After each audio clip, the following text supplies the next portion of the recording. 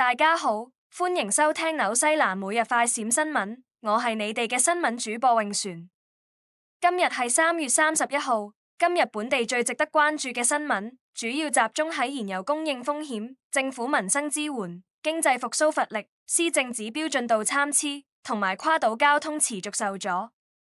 先講今日全國最重要嘅主線。由於中東局勢持續緊張，紐西蘭政府近日更新咗全國燃油應變計劃。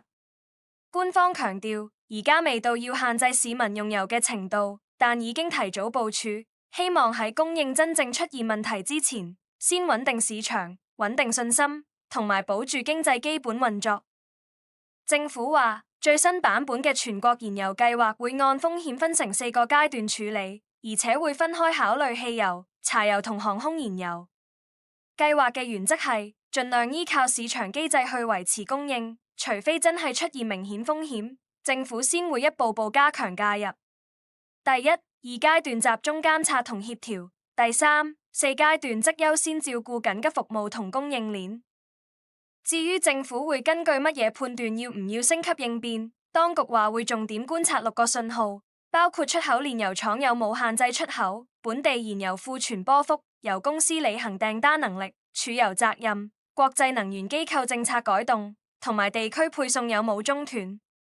政府唔係只睇油價，而係睇成條供應鏈有冇鬆脫。官方正用系統化方式處理風險。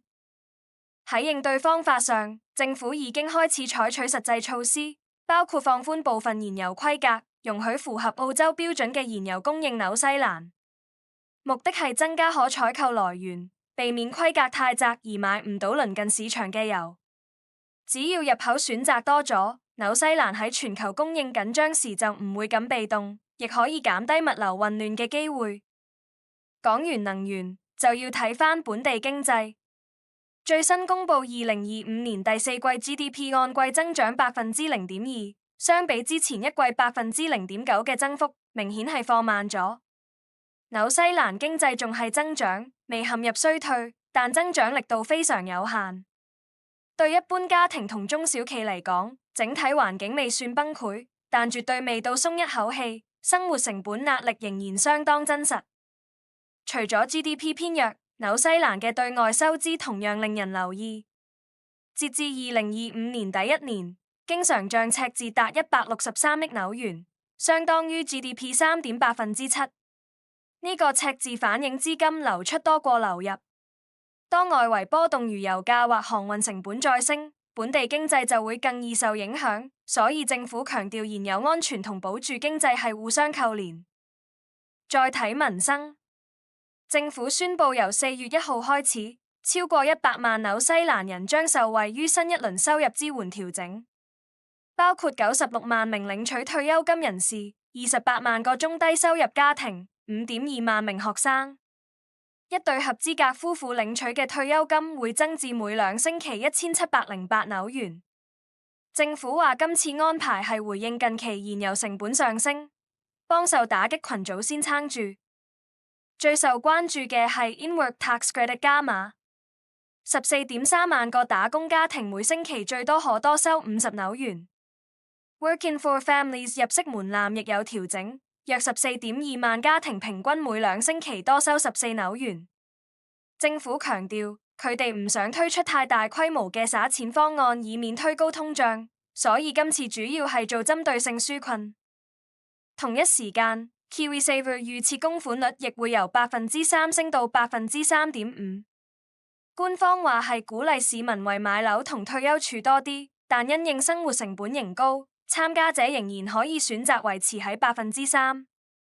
呢個係折衷方案，政府想推動長期儲蓄，但又知道市民短期現金流壓力未散，所以留返選擇權俾打工仔自己決定，避免大家覺得負擔太重。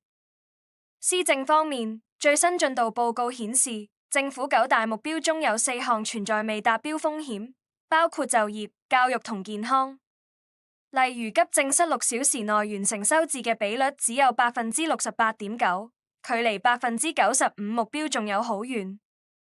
選擇性手術達成率亦只得65.9%，反映醫療系統容量問題依然嚴重。就業方面，福利人數增至22萬幾，呢個市場仲未見明顯轉折。不過政府亦有成績，緊急住宿家庭數目遠低於目標，治安指標亦 on track。但不同範疇表現參差，房屋做得快唔代表醫療壓力已解決。交通方面，南橋渡輪 Connemara 號喺威靈頓被扣留，已停航10日。呢艘船每日行4班，長時間停航影響旅客同貨運，牽連物流成本同南北島之間嘅流動。渡輪必須完成維修並經確認冇問題先會解封。任何主力渡輪停運都會令交通鏈出現骨牌效應。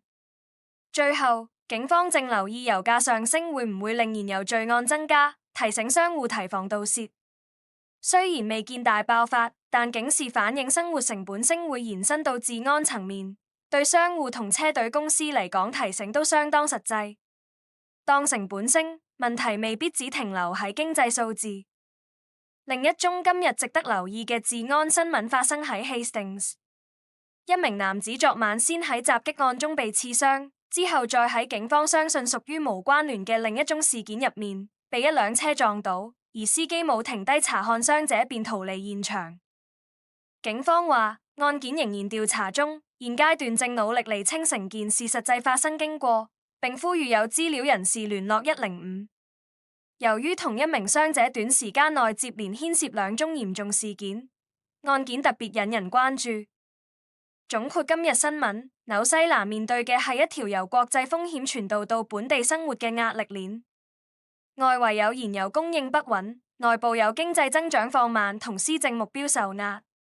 政府而家一邊預防，一邊止痛。